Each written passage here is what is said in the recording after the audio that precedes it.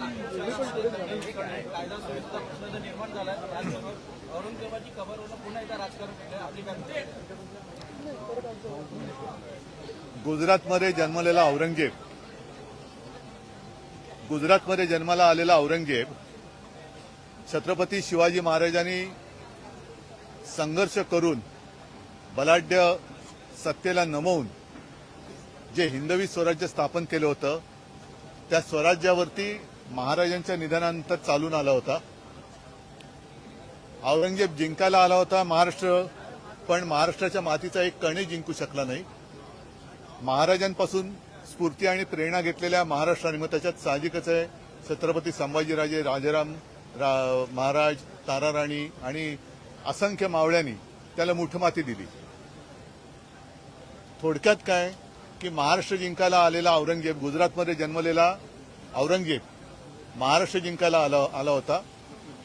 महाराष्ट्रातली माती तो जिंकू शकला नाही, मातीचा कण जिंकू शकला नाही, पण महाराष्ट्राने त्याला मुठमाती दिली. अशा औरंगजेबाचं समर्थन कोणीही शिवप्रेमी करणार नाही. त्याच्यामुळे जर कोणी त्यांचं थडगं उकरण्याची भाषा करत असेल तर नुसती भाषा किंवा आंदोलन करण्यापेक्षा डबल इंजिन सरकार जे आहे ते नुसतं वाफा सोडतंय का? कारण मुख्यमंत्र्यांनी ही कबर उखडण्यामध्ये असमर्थता दाखवलेली आहे आणि त्याला केंद्राचं संरक्षण आहे.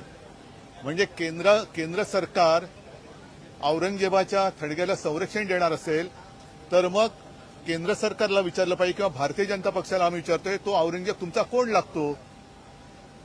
आणि दुसरी गोष्ट अशी की औरंगजेब असो, अफजल खान असो, ही छत्रपती शिवाजी महाराजांच्या पराक्रमाचे पुरावे आहेत. ते जर यांना वाटत असेल नष्ट करायचं तर आंदोलन काय करताय? तुम्ही सरकारकडे जा, मोदींकडे जा आणि मोदींना म्हणा की गुजरातमध्ये जन्माला आलेला औरंगजेब जो महाराष्ट्राने त्याला मुठमाती दिली ती कबर तुम्ही उद्ध्वस्त करा. आणि तो जेव्हा सोहळा कराल तेव्हा चंद्राबाबू आणि नितीश कुमारला प्रमुख पाहुणे म्हणून बोलवा. आहे सोपा विषय आहे, त्याच्यात दंगल करायचं कारण काय?